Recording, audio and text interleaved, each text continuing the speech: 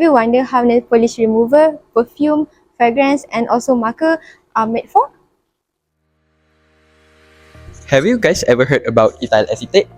Ethyl acetate is formed through the process of esterification, where ethanol and acetic acid produce ethyl acetate and water.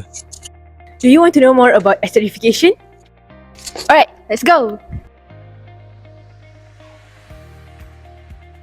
Firstly, ethanol and acetic acid feed into reactive vessel and go through a process which is esterification. After the process, it will produce flow products which is ethanol, acetic acid, ethyl acetate and water. The next unit operation is a distillation column. Distillation column separates ethyl acetate from the reaction mixture based on their boiling points, allowing the vaporization of ethyl acetate. It goes repeated condensation and vaporization as the vapor ascends, enhancing purity, while heavier byproducts and unreacted materials are left behind at the bottom. Next, we move on to recovery column, where we will perform the final purification of ethyl acetate by removing residual impurities and unreacted reactants that may have passed through the distillation process. At here, we will optimize the temperature and pressure condition to effectively separate ethyl acetate from heavy contaminants, where we can ensure the final product meets high industry purity standards. Our next unit is condenser. It will cool and condense the vaporized ethyl acetate that exit the recovery column back into liquid form. Using a cooling medium, it efficiently facilitates the transition of vapor to liquid, allowing for the collection of high purity ethyl acetate ready to be transported into storage tank. The liquid ethyl acetate flowing out of the condenser will be pumped into the storage tank where it will be stored. Now, I will move to non-reactive unit operation in distillation column. So here's our flow chart. So our assumption for each of the calculation is. Now we move to calculation part. So here's our calculation. We know that all in is equal to all out. So based on the information, to calculate the mole flow rate, it same goes to the mass flow rate, which is all in is equal to all out. Here's our table on our mole flow rate of inlet and also outlet. So let's get started. This is the reactive vessel. So in this process unit,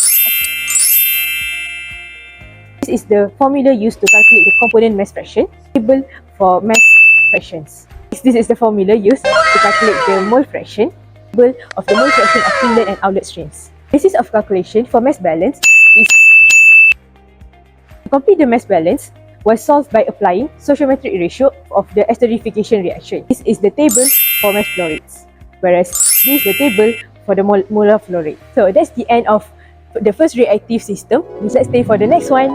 Now, let's perform energy balance in our reactive unit of choice, which is reactive vessel, to find the rate of change of enthalpy. First, we set the reference states for. Then, we calculate the specific enthalpy of each component by integrating the heat capacities of each component. Then, we calculate the extent of reaction by using this formula. Also, calculating the heat of reaction by using this formula. To get the rate of change of enthalpy, we use this formula. After performing the energy balance for our reactive unit, we had gotten the result, which is the rate of change of enthalpy is negative 285,916.73 kilojoule per second. Next, we will proceed with the calculation for energy balance as for non-reactive. So we have to make some assumptions as for the calculation, which are the calculation by integrating the heat capacity for each of it as follows here. And then get the inlet outlet and submittable for non-reactive system as follows here.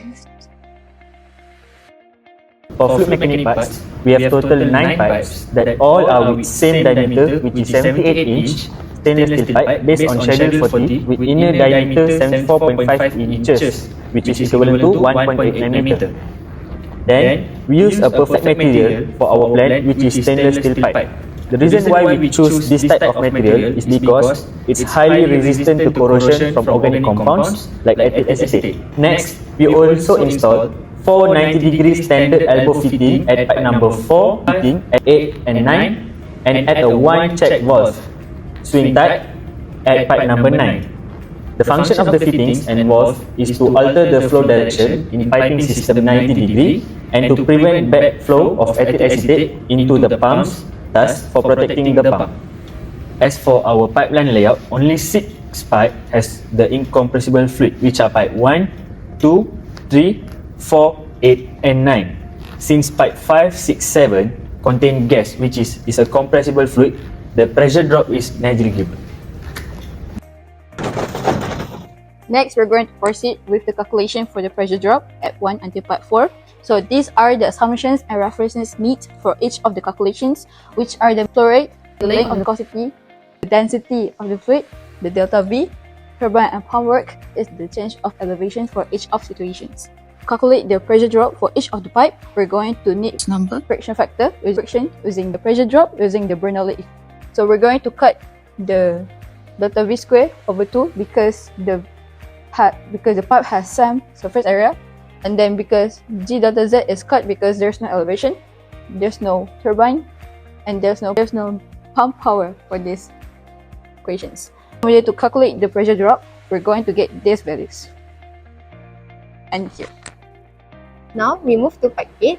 First thing first, we need to find the velocity, the value 0.0126, and we need to find the Reynolds number. So we got as this table, so friction factor. So we use the formula of friction factor, and we got the value 0.039, and then we use the information given and also the correct formula, and we get 1.91 exponent -4 joule per kilogram. So we use the same concept as the pipe 8, which is we need to find the velocity first. The velocity is 0.0126 meter per second, and we need to find the Reynolds number by 733.84, which is more or greater than 4,000. So we know that more than 4,000 is turbulent. And friction factor. By using the friction factor formula, we substitute all the friction that we have, and we got the friction factor is 0.039. And also we find the friction loss. By using the friction loss formula, we substitute all the information and we get 3.50 times 10 exponent of -4 joule per kilogram.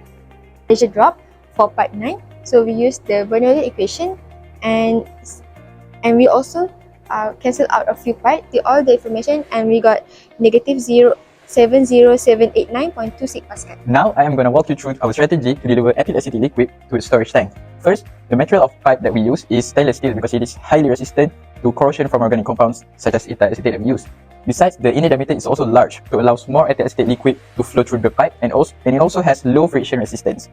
The length of pipe that is needed to deliver our ethyl acetate to the storage tank is 12 meter, and we also have 8 meter elevation here from the pipe to the storage tank. Besides, we also apply 90 degrees standard elbow to alter the flow direction of the piping system by 90 degrees, and we also apply the check valve here at pipe 9 to prevent backflow of ethyl acetate back to the pump so that it can protect the pump. For the storage tank material, we use stainless steel too because it is also highly resistant to corrosion from ethyl acetate, so it is suitable for a long period of time of storage. The pump that we use is centrifugal pump because it is suitable for larger flow rate, and also it is suitable for continuous operation of ethyl acetate such as our plant. Since we have calculated the pressure drop across all the pipes, it's time for us to calculate the pump pressure of the piping system. Before we start to calculate the pump pressure, based on the calculation performed from the pressure drop of the pipes, we can finally find the pump pressure of this piping system, where we will use this formula where we cancel out the delta V squared over 2 and work turbine equals to 0 based on the assumptions that we made earlier. And finally, we get this formula and we can find the work pump of the system. Next, when we get the work pump of the system, we use this formula to find the work actual of the system.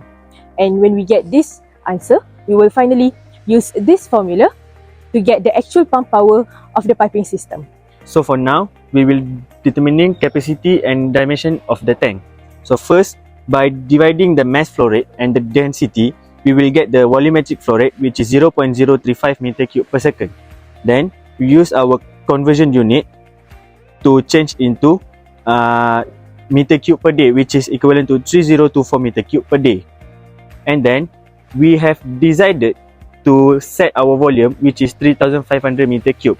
We assume height is 5 meter, width is 10 meter, length is 70 meter. And then we find the capacity of the tank, which is 3500 meter cube times with 264.2 gallon over 1 meter cube, is equivalent to 9 to 4 700 gallon.